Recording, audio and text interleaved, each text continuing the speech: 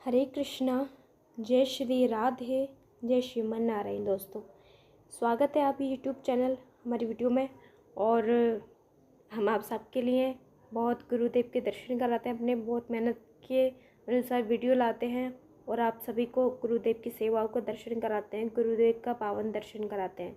हम अपने इस वीडियो में कुछ ऐसा बताएंगे जो गुरुदेव, आप जैसे जानते हैं, गुरुदेव प्रश्नोत्तरी भी चलाते हैं। जो प्रश्नोत्तरी होती है, काफ़ी लाखों भक्त प्रश्नोत्तरी सुनते हैं और करोड़ों भक्त भी यूट्यूब के माध्यम से, सोशल मीडिया के आस्था के माध्यम से सुनते हैं। जैसे आप जानती हैं, गुरुदेव ने कथा में प्रश्न भी होते हैं, तो प्रश्न भी बहुत सरल तरीके से कैसे भी कोई भी 20 सवाल में से कुछ भी पूछ सकता है। माइक पे बोलना, सभी सोशल मीडिया के सामने बोलना, कैमरास के सामने बोलना बहुत ज़्यादा मुश्किल होता है और कैसे कैसे सवाल पूछ लेते हैं, कुछ नहीं पता, हर चीज़ का, हर बात का उत्तर देना होता है।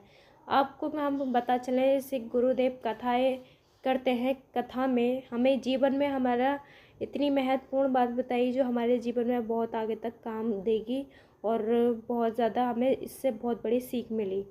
जो लोग कहते हैं कि परमात्मा नहीं होते, भगवान कुछ नहीं होते, तो उनके लिए ये वीडियो है और उन्हीं के लिए ये इस पूरी वीडियो को देखें और समझें। और जो गुरुदेव को मानते हैं, फॉलो करते हैं, उनके लिए ये वीडियो ज़रूर सुनें, देखें। चलिए आप बताते हैं। गुरुदेव ने ऐसा बताया कथा में, एक राजा और छोटी सी बच्ची की बात है। जो एक राजा बहुत ज़िद्दी था, उसका बहुत नालायक टाइप का था। उसने बोला, मेरे सवालों को उत्तर दोगे तो मैं मंदिर छोड़ दूंगा, लेकिन मेरे सवालों को उत्तर नहीं दिया तो मंदिर तोड़ दूंगा। गुड़िया ने बहुत, सभी गांव वाले बहस होने लगी और दुखी होने लगे उस राजा से, क्योंकि राजा था वो उसका सब पे चलता था हुक्म। उस राजा को एक छोटी सी बच्ची ने उसके सवालों को उत्तर दिया। राजा ने पूछे वो सवाल कि भगवान है तो दिखता क्यों नहीं, भगवान इस वक्त क्या कर रहा है, भगवान किस ओर देख रहा है।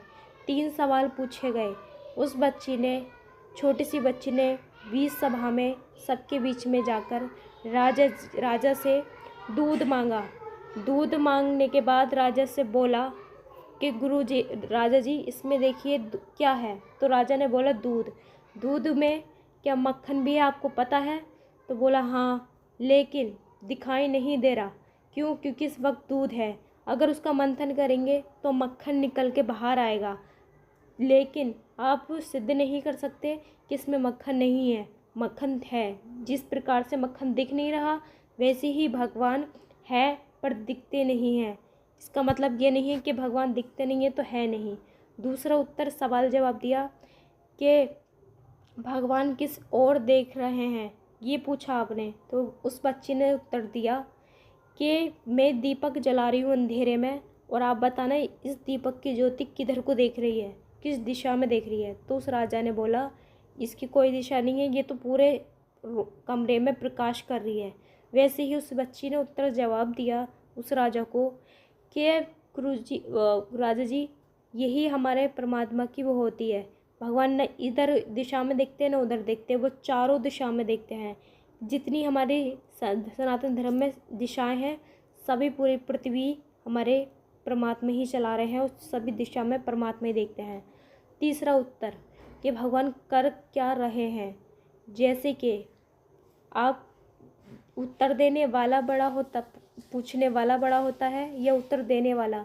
राजा ने बोला, उत्तर देने वाला। तो वैसे ही बच्ची सिंहासन पे बैठी तो, और राजा को नीचे उतारा।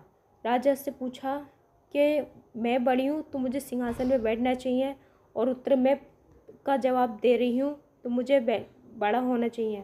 तो बच्ची सिंहासन पे बैठी और उस राजा का सवालों के उत्तर देने, उसके ज़रिए करने के अनुसार उसको समझा भी रही थी हाथों हाथ, और उसका मन का अंधकार भी मिटा रही थी। अपने सवालों से उसने जवाब दिया कि राजा जी, जो बड़ा होता है, जो राजा का कार्य होता है, जो राजा होता है, उसके सर पे क्या होना चाहिए? उसने ताज। तो बच्ची को ताज पहनाया। बच्ची ने ताज पहना, तब बोला कि आप बताओ तुम्हारे भगवान क्या करते हैं, क्या कर रहे हैं? तो राजा ने दिया जवाब कि वही करते हैं जो देखो राजा बना दिया गया है, वही से ही हमारे परमात्मा जो जिसमें जैसा कर्म होता है कर्म के अनुसार ना जाने पल भर में किसको राजा बना दें और किसको भिखारी बना दें।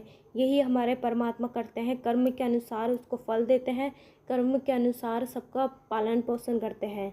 तो वैसे ही हमारे परमात्मा ये कर रहे हैं उन लोगों के लिए जैसे कि सूर्य रोज़ हमें प्रकाश देते हैं लेकिन उल्लू को प्रकाश नहीं दिखाई देता। क्यों? क्योंकि उल्लू के एक नियम है जो उनको बहुत से को नहीं पता होती है। रात्रि में ही उल्लुओं को दिखता है, दिन में नहीं दिखता, लेकिन उसका मानना होता है प्रकाश नहीं होता। लेकिन उल्लू के मानने से प्रकाश नहीं होता ऐसा थोड़ी नहीं है, प्रकाश होता है लेकिन उल्लू को नहीं दिखता। वैसे ही जो मानते हैं परमात्मा नहीं है लेकिन उनके मानने से ना मानने से कुछ नहीं है। हर दुनिया में जो चीज़ है उसको बनाने वाला कोई ना कोई है। इसलिए हम जो मानव तन लेके आए हैं हमारा तन को सींचने वाला भी परमात्मा ही है। ये वीडियो उन लोगों के लिए बतानी बहुत ज़रूरी थी जो कहते हैं परमात्मा नहीं है, भगवान कुछ नहीं है, रेप होते हैं, ये होते हैं। भाई रेप होते हैं, देखो परमात्मा पूरी सृष्टि चलाते हैं, कर्म के अनुसार कुछ जिम्मेदारियां हमारी भी होती हैं। परमात्मा ने बुद्धि दी है, समझ दी है, आंखें दी हैं, मुंह दिया है, गलत से बचने के लिए सब कुछ दिया है।